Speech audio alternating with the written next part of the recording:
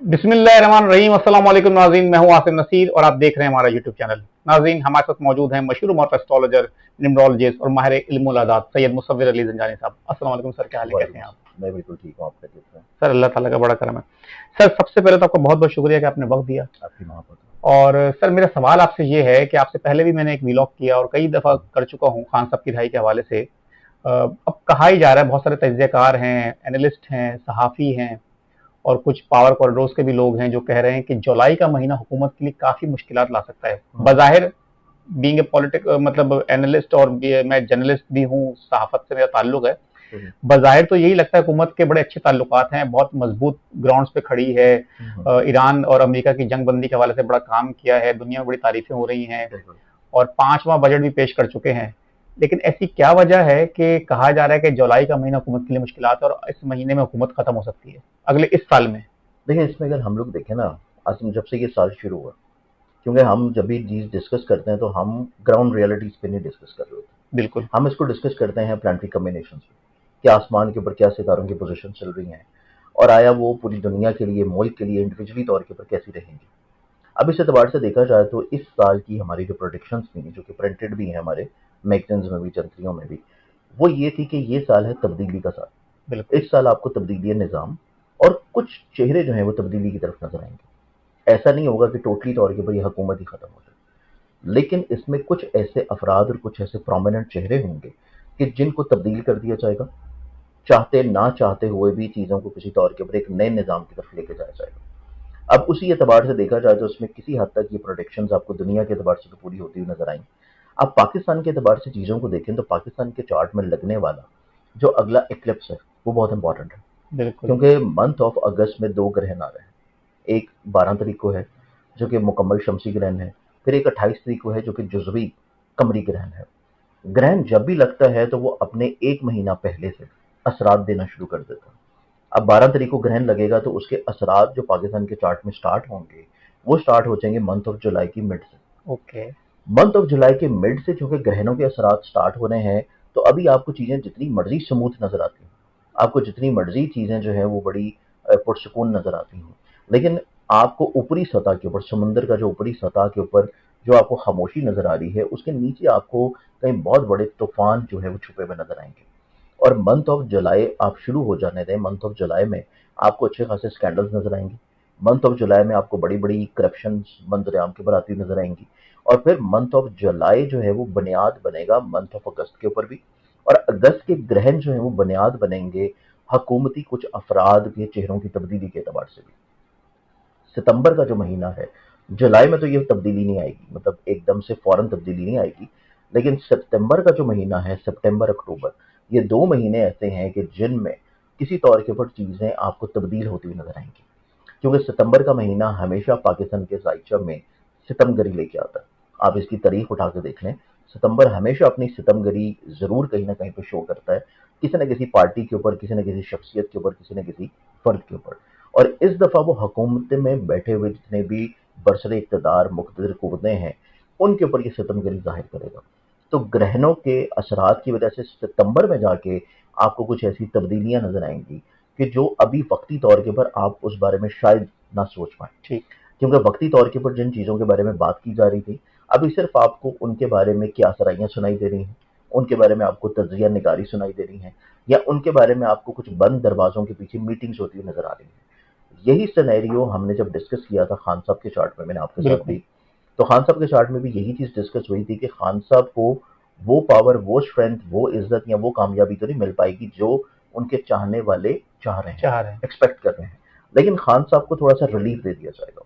तो अभी गुज़िश्ता कुछ दिनों में आप देखें कि जो रिलीफ वाला मामला है, उनको एकदम से 3-4 उनकी जो है वो ट्रैवल्स करवाए गए हैं हॉस्पिटल की तरफ, बिल्कुल। मॉलेजिन की तरफ, और कुछ एक दो ट्रैवल ऐसे हुए हैं कि जो हॉस्पिटल वालों को भी नहीं पता कि खान साहब कहाँ गए हैं। तो डेफिनेटली तौर के ऊपर कुछ खान साहब के चार्ट में भी रिलीफ का सिलसिला जो है वो चल रहा है, और खान साहब के जायचे में भी रिलीफ का वक्त अनकरीब और बड़ी चल रहा है। अब ये जो नया साल शुरू हुआ है माह मुहर्रम का, माह मुहर्रम के नए साल की इब्तिदा के ऊपर खान साहब के चार्ट में मजीद और ज़्यादा चीज़ें थोड़ी पॉजिटिव हुई हैं, क्योंकि जुपिटर अपनी एक्सॉल्टेड कैफियत में है, वीनस उसके साथ कंजक्ट कर रहा है, मरकरी भी यहाँ पे आके कंजक्ट कर लेना है। क्योंकि मरकरी यहाँ पे कंजक्ट तो कर रहा है, लेकिन मरकरी ने 30 जून के बाद से रेट्रोगेटेड हो जाना। मरकरी जब भी रेट्रोगेट होगा तो आपको कहीं ना कहीं पे कुछ इख्तलाफ, इंतशार, बदअहदी, बदगुमानियां और कुछ स्कैंडल जो है वो मंजर आम पे आएंगे। तो मरकरी का रेट्रोगेटेड होना भी मंथ ऑफ जुलाई में हुकूमत के लिए कुछ बहुत ज़्यादा अच्छा नहीं होगा। फिर सेकेंडली तौर के ऊपर अगर हम लोग खान साहब के लिए रिलीफ की बात करें या खान साहब की दोबारा से किसी तौर के ऊपर स्ट्रेंथन की बात करें, खान साहब का जो रिलीफ का अमल है वो आपको अनकरीब इसी साल के ख़त्म होने से पहले पहले आपको तय पाता हुआ नजर आएगा। लेकिन खान साहब के ऊपर जो पाबंदियां हैं, खान साहब के ऊपर जो मीडिया में ना आना, बयानात दंड देना या कुछ मखसूस लोगों के साथ मुलाकातें ना होना, वो चीज़ खान साहब के ऊपर मौजूद रहेंगी बदस्तूर।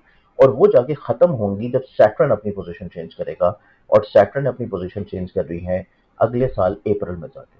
तो इस एतबार से नो डाउट आपको जो चीज़ें सुनाई दे रही हैं ये वही प्रोडक्टिव चीज़ें थी जो कि अगर दुनिया में ईरान का तनाज़ा ना बनता अमेरिका के साथ, इसराइल के साथ, तो ये अब तक आपको तब्दीली जो है वो नज़र आ चुकी होती।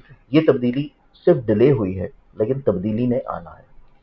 सर आपने जैसे कहा कि हुकूमत की तब्दीली तो मुकम्मल तौर पर नजर नहीं आती, लेकिन कुछ चेहरे जो हैं, खबरें भी इस तरह की भी हैं कि कुछ चेहरे, लेकिन एक तरफ ये भी कहा जा रहा है कि हो सकता है कि इसी साल में हुकूमत जो है वो शायद खत्म इस तरह से हो कि कौमी हुकूमत की तश्कील या नए इंतखाबात, इस हवाले से आपको कुछ नजर आता है कि कोई कौमी हुकूमत या नए इंतखाबात हो सकते हैं? फौरी तौर के ऊपर ना नए इंतखाबात की तरफ तो पाकिस्तान का जायजा नहीं जा रहा कि पाकिस्तान के चार्ट की अगर हम लोग बात करें कि वो किसी नए इंतखाब या किसी नए दौर की तरफ जा रही हो इंतखाबी तौर के ऊपर, तो वो चीज़ तो फौरन नहीं है। तो इंतखाबात का जो टाइम है वो अपने टाइम में ही जाके होंगे या उससे चंद महीने पहले हो सकते हैं, लेकिन इस साल नहीं हो सकते।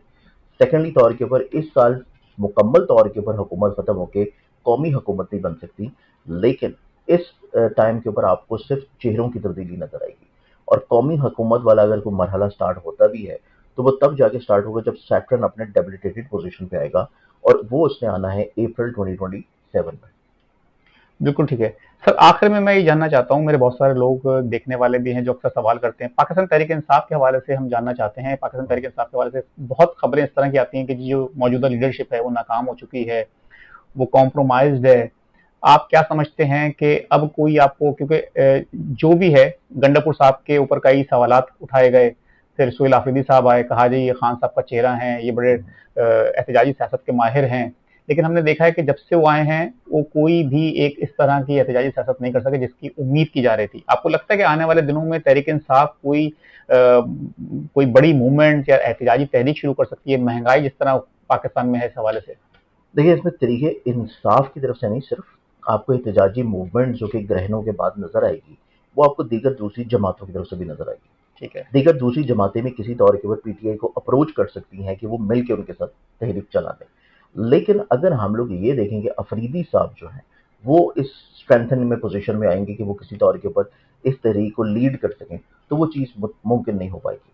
क्योंकि वक्ती तौर के ऊपर, ये शायद आपके प्रोग्राम में या मैं बता रहा था कि जो केपी के गवर्नमेंट है या फरीदी साहब का जो जायचा नजर आता है, आपको मंथ ऑफ जुलाई, अगस्त, सितंबर ये 3 महीने उनके लिए शदीद कमज़ोर और ख़राब महीने हैं।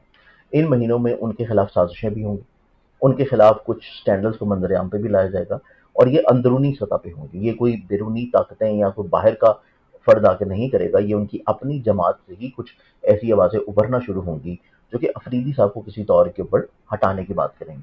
तो अफरीदी साहब सिर्फ वक्ती तौर के ऊपर अपनी उस नशिस्त को महफूज रखना या केपीके का फेस जो है वो अपने किसी तौर के ऊपर सिक्योर करना, सिर्फ उसकी जद्दोजहद में रहेंगे। लेकिन जो तहरीक वाली जद्दोजहद है उस तरफ भी मामला आएंगे ज़रूर, लेकिन उसमें पीटीए अकेली नहीं होगी।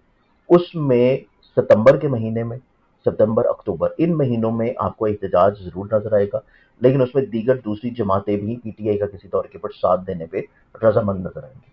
बिल्कुल ठीक है सर, बहुत बहुत शुक्रिया हमें वक्त देने के लिए। नाज़रीन, यहाँ हमारे वीलॉग का वक्त खत्म हुआ। मुझे और सैयद मुसव्विर अली ज़ंजानी साहब को दें इजाज़त। आखिर में हमारा वही पैगाम है, मुस्कुराएं, प्यार बांटें और अपने आसपास के लोगों का ख्याल रखें।